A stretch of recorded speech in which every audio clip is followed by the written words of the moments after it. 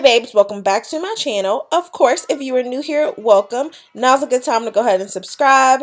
Y'all already know, we jump into the videos over here. So as you can see from the title, of course, I'm going to be showing you how to achieve a red copper color that I actually did a wig for Keesha Kaylee. And as you guys know, of course, she does have a hair company called Gotlengths. And of course, all the details to the hair, so on and so forth, will be listed in my description box. So definitely be sure to check that out. If I do get any coupon codes or anything like that, I will be sure to post that along with the details as well. You guys know I customize wigs, so I just thought it would be pretty interesting to show you the process, especially because I typically don't do this. I know like a lot of times you guys are like, are you still making wigs? And y'all, I get so overwhelmed with like the custom orders, so I don't advertise as much. But 2021, I'm gonna step it up a notch. I'm actually gonna be adding somebody to the team to kind of help me out doing all these customizations as well. So if you guys didn't already know, be sure to check out ForeverCryssy.com so that you guys can get the details on that. But aside from that, of course, jumping right into this is a curly unit. So you want to make sure that when you begin the coloring process, you go ahead and brush out all those kinks, all the curls. Even if they are tightly curled, do your best to go ahead and just really puff this out into an afro. That way you're able to evenly distribute the color and really see what it is that you're doing. Of course, as you apply the color, naturally the hair is gonna go ahead and kind of curl back up on itself, so be aware of that. But like I said, if you're a beginner, definitely take your time with this. I am actually using 30 volume developer, and I am using, if I'm not mistaken, this is the, is it the blue? I'll be sure to leave the developer and the actual bleaching powder that I use in the description box also. I can't think of it at the top of my head. But anyway, yeah, so as you guys can see, I'm starting from the tips of the hair, working my way up to the roots. I do this in a very like kind of random way just because I really love the way that the balayage looks. I don't really like for one hair color to start from the roots and go throughout. I usually like for there to be some type of slow and gradual transition where the hair is like slowly ombre. That balayage ombre is typically what I'm looking for. In this case, because most of the hair was going to be of course, that same copper color, I didn't mind too much of the roots being a little bit darker, but I wanted to make sure that everything was evenly distributed and nicely stroked and blended. So I use a comb to do this. As you guys can see, I'm doing this in, like I said, this is not a very strategic way. Just because I've been doing this for so long, I'm really good at knowing like where to lay the color and still get a really optimal result. I actually shot this video. I have a part 2, but I did record doing 2 separate units for her, and yeah, I literally got this done in 3 hours, y'all. I couldn't even believe it myself, but anyway, yeah, so with the entire coloring process, of course, I go ahead and get the consistency pretty thick. I don't like for it to be super thick because it will dry out, but for me, just you want it to be able to smoothly be able to distribute onto each layer of the hair. Of course, you guys, I have a million coloring videos, so this is more so just for people that want to kind of see my process. It's not a super detailed tutorial of any sort, and typically when I'm doing the fiery copper colors, I like to go ahead and just do the watercolor method. But this time, I wanted to see if there was a difference in the impact of color by using an actual dye, bleaching the hair first, and then kind of going from there, as opposed to using like a 613 bundled hair and then just literally doing that watercolor. So this is a little bit reverse than what you may have seen previously, like on my channel. As you guys can see, that 30 volume developer lifted really quick, about 2 to 3, of course, tones lighter. And yeah, I found that it did it really quick. So this hair was really easy to work with, super soft, did not have a smell, and it lifted like a dream. As you guys can see, I have no issues with the lifting. Of course, it is going to pull those copper orange tones out as it lifts because we are not getting to like a really light blonde, and I'm okay with that because since the base is going to be a red color, that copper color, this is going to be perfect, just to kind of really get to where we want to be. So when lifting the hair, you want to make sure that you leave that bleach on for about 30 to maybe 40 minutes. You can even push it up to 50. It just depends on how dark the hair was previously. And yeah, I feel like you'll have a really good base. As you guys can see, I'm literally just going throughout the hair with my comb.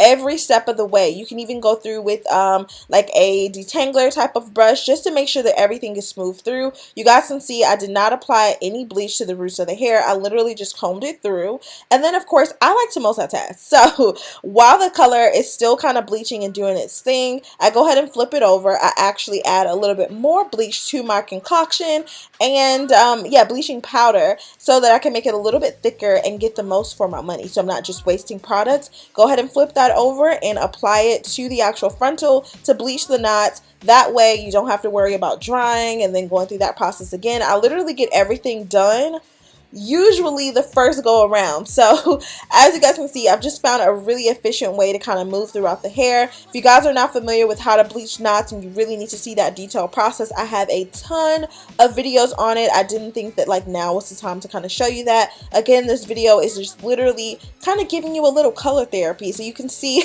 what it is that I do. And already, now that the hair is really absorbing that bleaching agent, of course, literally I can just wash this out at this point and you can see the color is exactly as I need it to be. So like I said, I didn't oversaturate the hair to the point that it seeps into the roots. Everything is nicely distributed. The hair has literally soaked that up to where now it's drying out, which is perfect because I can go ahead and actually just rinse out the color. So now that I've done that, of course I washed and conditioned the hair. I actually used the Mizani shampoo and conditioner, their hydrating line, and yeah, this is exactly what it looks like. You guys can see the curls were not affected at all. The hair is super sleek, soft, malleable, like able to do whatever it needs to do. I'm actually going to go ahead and blow dry this out because I want to make sure that the hair is completely dry before applying the actual color, because we're going to go ahead and reprocess the hair. So if you're doing watercolor, this is where you literally could just kind of stop here. You don't have to even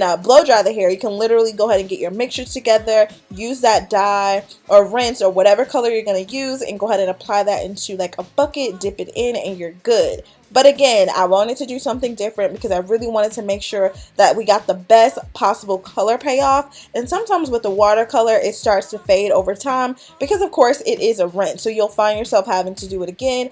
And my units typically last about a year to 2 years. Obviously this is the Gotlengths hair, and so I would hope the same for her. So I just wanted to kind of set her up for success by making sure that we got her a color that is going to stick. So we're using the Dark and Lovely, I believe this is the Red Hot Rhythm color, and I did get about 3 to 4 boxes. I ended up using 3.5 just to fully go throughout the hair. So once everything's completely dry, go ahead and make sure that you section this out. You guys can already see that those roots are barely even lifted. You can see how it completely blends from root to tip. It's going to be a really, really nice and pretty transition, especially considering the client, right? You want to make sure that you aren't like giving them hot roots and kind of just looking crazy. You want to make sure that during that consult process, of course, you're making sure that you and the client are on the same page in terms of what it is that they want and what it is that you can actually realistically provide them. So I'm a really like big stickler about that, making sure that the color is not only just going to fit your skin tone, but it's actually achievable. And I think a lot of times we get caught up in that. But y'all, that's for another conversation. I'm just here to kind of keep it real, show you what it is that I do and how I maintain, you know, my clientele. Let's just go with that. But anyway, so yeah, I'm taking a brush just to really make sure that the product is evenly distributed so that I'm not wasting product. You don't want any drippage or anything like that. So I go ahead and just completely brush it through. You guys can see like this hair is not tangling at all. It is literally doing what I needed to do, which was perfect. I did notice that the roots needed a little bit more color, so I did go ahead and add that in and massage it into the color area. You guys will see that I did go ahead and cover my mannequin, I guess canvas head with a plastic bag just because I don't want to completely ruin the mannequin head just for color. I know sometimes we get on here and like those mannequin heads look crazy, which is completely fine, but for me, I don't know, I prefer to keep less mess as possible. So, and it's an easier cleanup. And then like I said, I was also doing more than one unit, so yeah, that's just, you get it. So Anyway, I'm continuing this process completely throughout, and I find that the squeeze bottles are completely easier to work with than having to go back and forth with that color and the brush, and just having to like do that process. So if you can get you one of those applicator nozzles, of course, definitely do that. Take you a comb, especially when you get to the lace part. Now, I did get a little bit of color on the lace, not in the areas that the actual hair is, but towards the front of the lace, just because I had to like grab it every so often. And when I washed it out, it completely was gone. Like, I didn't have any issues with it, so I was happy about that. I actually did a video on how to remove color from lace, if I'm not mistaken. I definitely remember recording it. I really hope that I put it up now that I'm like telling you about it. But definitely make sure to check it out, because red is one of those really tough colors to get out, and I found a way to get rid of it. So make sure that you guys, you know, if you do have any mistakes when it comes to the color, you guys can see I did a pretty good job of not getting it on the lace, except for in that one weird spot, which wouldn't have mattered because it's going to be cut off anyway. But yeah, I've created a method to be able to get rid of it, and using the comb helps you so much more with distributing the color without having to directly apply a brush or an applicator nozzle or anything like that to be able to saturate the hair. So as you guys can see, y'all, I was in love with the color already. I'm just like, Keisha, I'm keeping this wig, like, really, seriously. And I completely forgot about this color. Like, this is a really nice trendy color. I feel like it's good for year round on all complexions, whether you go lighter, darker, if you want to really balayage those roots and kind of do something different with it, maybe a darker red at the base and a lighter red at the tips. I love copper hair, period. So of course I did go ahead and pluck it. You guys, I have a million videos on that, like how to set the closure, like part it out, do all that good stuff. I did install it on her head, so of course you know, that was, I didn't record that process, but I definitely installed it on her, so I didn't cut any baby hairs here. I did go ahead and take my hot comb just to really make sure that the roots are laid down, we don't have any bumps or humps since this is curly hair. I did add a little bit of oil. I believe that's the Bio Silk, if I'm not mistaken, just to give a little bit of shine. It didn't really need it. The hair looks really, really good afterwards. And so now that that is set, that was pretty much it on this, y'all. I know that this was like a quick video. I'm talking so much. I'm sorry about that. If you haven't already, subscribe, give the video a thumbs up, leave any comments or questions down below. You guys, I'm in love, and wait till you see it on her. I didn't get very many clips, so I had her send me over a few clips of her actually wearing the hair. But I love you guys so much. Stay pretty, and I will see you next time. Girl, I can't believe these curls came back the way they did. Is that deep wave? Yes. That's really and I thought straightened it, it came right back. Oh, and wow. it's colored, girl. Oh, that's a